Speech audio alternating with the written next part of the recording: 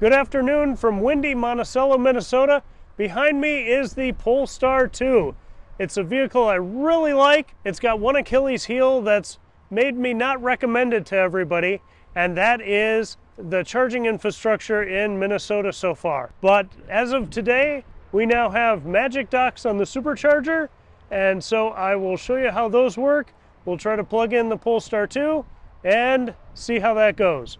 Todd is here with his Model Y to help with some camera work and see how this works out. So driving the Polestar 2 again was really fun. It's a nice solid vehicle and a good option if you want something fun and sporty. But we're not here to talk about styling or performance, we're here to talk about charging. Super shout out to Ross and Max from Polestar Minneapolis for letting me borrow this. Now when I picked it up it had 90%. We're now down at 78%. So we aren't going to see the fastest speeds, but we'll see if it works and see what speed we do get. The process of using the Magic Docks is really simple. I'll try to show it on Todd's phone. He's going to activate it for us so we can see what it looks like. Before we do that, let's just look at the unit. If you haven't seen these, it's the standard Tesla Supercharger. If you just grab it, you can pull out the NACS handle just like you would a regular Supercharger and charge your Tesla. But if we go into the Tesla app and go into charge your Tesla, your non-Tesla, don't know how well we're seeing that, but you select the location. This is Monticello, Minnesota. And we are at post 2C. So clicking unlock adapter. I thought I heard a click, and so we push up. Yep, it clicks. This pops right out. Very simple. And then we've got the Polestar charge door open. It connects, it's solid. And the NACS handle is actually locked right onto the CCS adapter. And so we're seeing a green light there.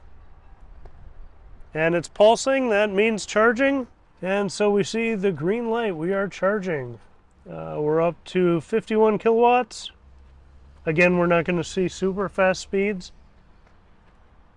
But Todd should be seeing this in the app too.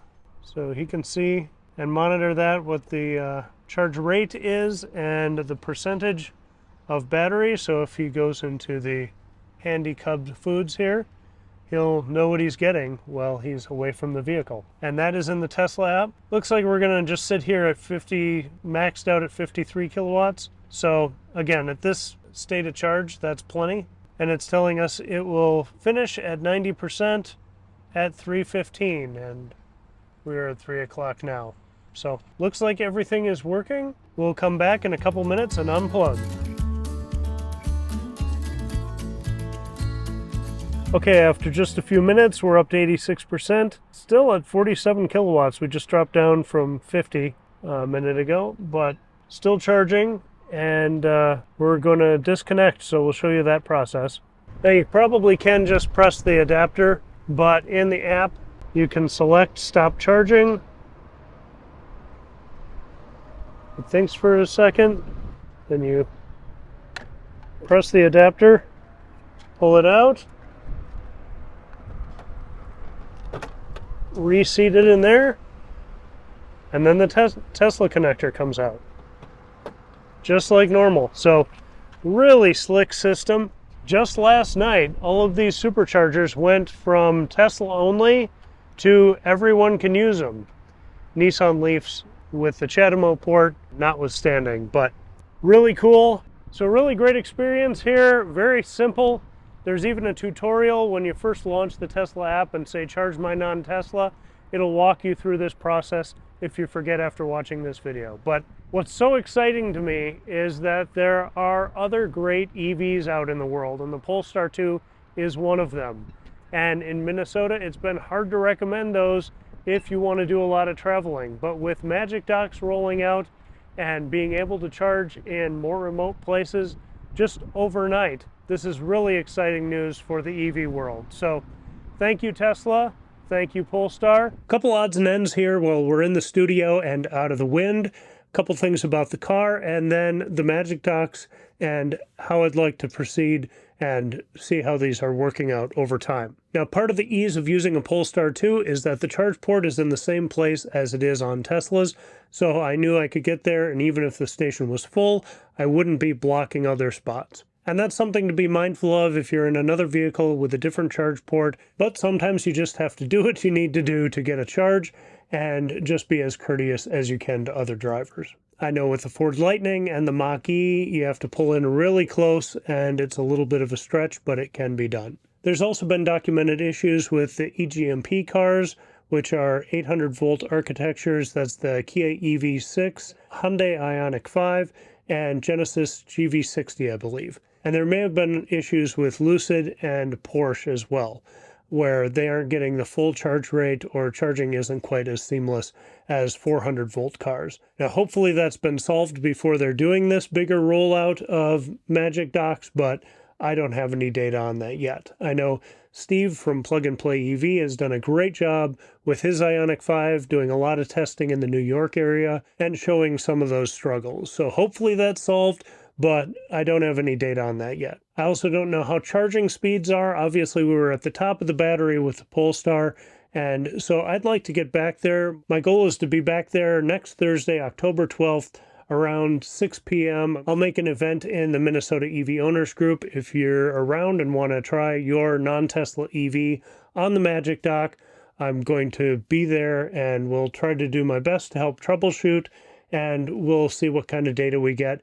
If you get there with a low state of charge, we can maybe test some charging curves and see how different vehicles are reacting, and if we're having issues or if everything's seamless. So if you're in Minnesota, look for that, or if you're in another state where Magic Docks are rolling out, then feel free to test those, see what you come up with, and leave that info down in the comments below. One other thing I wasn't really clear on while we were on site was that the Magic Dock is only in one location in Minnesota, and I was talking about how this is going to be great once it's rolled out and CCS vehicles will be able to travel all over. Obviously, one station does not make that happen. But I've heard in the rumor mill that across 94 up into North Dakota, those will also be getting Magic Docks, and if that's the case, that would open up a huge new corridor for fast-charging CCS vehicles. So we're just in the baby steps. Hopefully we see those roll out over the next couple weeks. And a good place to find those, other than in the Tesla app,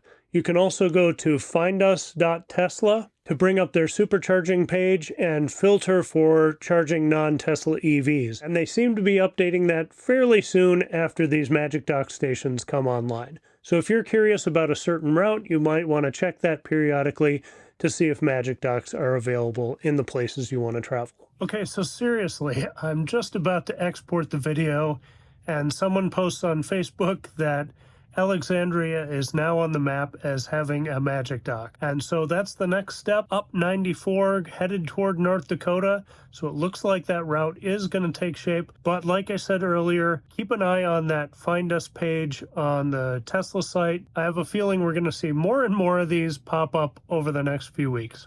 And I wouldn't be surprised if there's more by the time I get this uploaded. But I have to stop at some point, so this is where we are right now. Monticello and Alexandria have Magic Docks, with probably more coming.